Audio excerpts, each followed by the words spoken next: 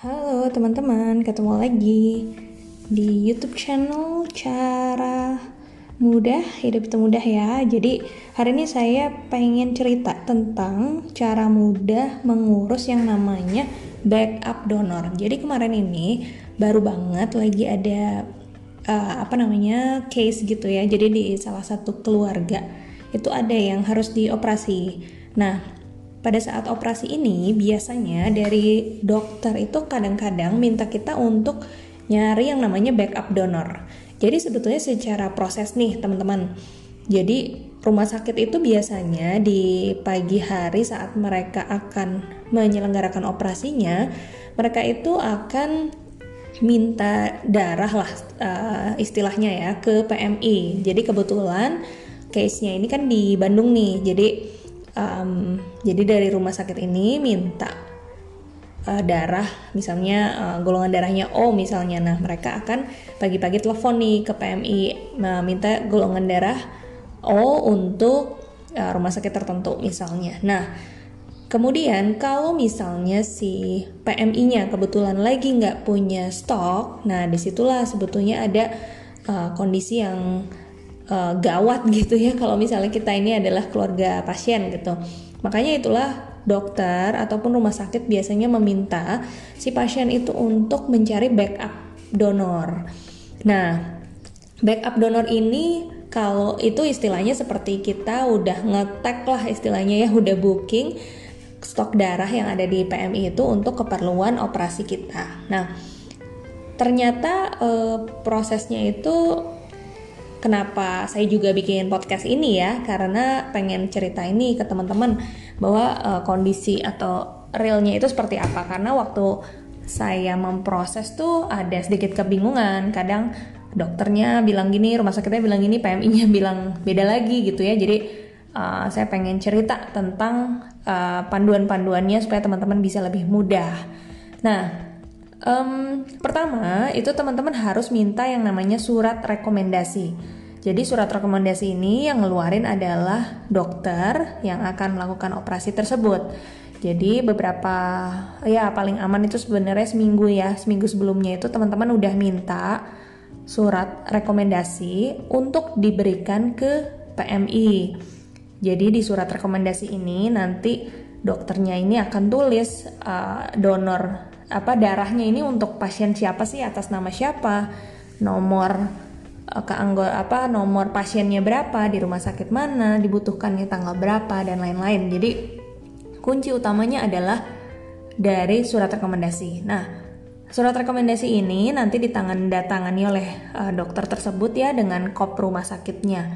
Teman-teman bawa surat rekomendasi ini ke PMI. Nah, sebelumnya nih jangan lupa teman-teman memang sudah mencari dulu ya, bisa publikasi ini di sosial medianya teman-teman bahwa teman-teman membutuhkan golongan darah apa, resusnya juga jangan lupa ya, karena kalau kita mau mendonorkan darah kita itu selain golongan darahnya yang harus cocok, itu resusnya juga harus cocok ya, negatif ataupun positif. Nah, di kondisi seperti COVID sekarang ini memang kadang-kadang ya dari informasi yang saya juga terima itu stok darah itu memang sedang lagi susah. Mungkin banyak pendonor yang tadinya rajin juga gara-gara COVID jadi nggak melakukan aktivitas donor ya, karena kemarin pas kita di PMI juga banyak orang-orang yang datang karena memang rekomendasi gitu, jadi bukan jadwal donor rutin. Tapi pada saat saya bertanya juga ke pihak PMI apakah ada perbedaan prosedur donor darah pada saat COVID, itu petugas PMI menyampaikan bahwa tidak ada perbedaan SOP tertentu ya, karena informasinya adalah COVID itu tidak menular melalui darah. Jadi mereka melakukan proses donor darah seperti biasa. Nah, lanjut lagi ya. Jadi setelah teman-teman dapat nih misalnya 3 orang atau 4 orang yang bersedia untuk mendonorkan darahnya, nah nanti teman-teman janjian. Biasanya dari pihak PMI minta 2-3 hari sebelum tanggal dibutuhkannya darah ini yang adalah tanggal operasi, itu si pendonor sudah harus datang untuk mendonorkan darahnya. Jadi di pagi hari itu teman-teman datang ke PMI, kemudian bawa suratnya ke yang namanya gedung pelayanan lah ya, gedung administrasi, mungkin di setiap PMI akan beda-beda. Nah, di sana teman-teman tukarkan si surat ini dengan tag. Jadi tag yang kebetulan kemarin saya dapat itu warnanya biru. Jadi tag ini nanti ada tulisan nama pasiennya, bahwa tulisan nama pasien yang adalah tag ini itu akan digunakan oleh petugas PMI menandakan pendonor ini dengan hasil donor darahnya ini memang sudah dilabelkan, ditagkan bahwa memang penggunaan darah tersebut untuk alokasi backup darah pasien yang tertulis di sana gitu ya. Jadi setelah teman-teman dapat tagnya, nanti tinggal janjian ya sama orang yang akan mendonorkannya, lalu mereka pada saat donor membawa tag tersebut. Ya udah, kalau proses donor darahnya sih seperti biasa ya. Rekomendasi juga sebenarnya teman-teman bisa mencari kenalan-kenalan yang udah biasa mendonor agar prosesnya juga lebih mudah. Mereka juga jadi lebih sudah tahulah, terbiasa apa saja yang harus dilakukan pada saat donor. Nah, sebenarnya prosesnya udah semudah itu aja.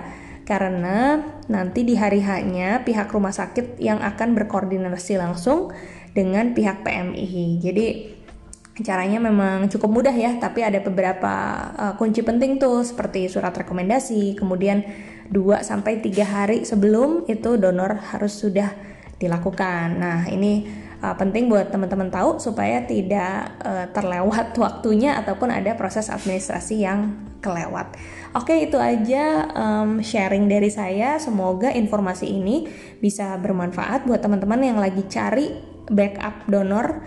Semoga teman-teman dapetin backup donornya, dan apapun kondisi operasi atau hal-hal yang lagi teman-teman hadapi, semoga semuanya bisa berjalan lancar dan kondisi selalu sehat untuk teman-teman dan keluarga. Oke, kita sampai ketemu ke share dan tips cara mudah lainnya. Sampai jumpa.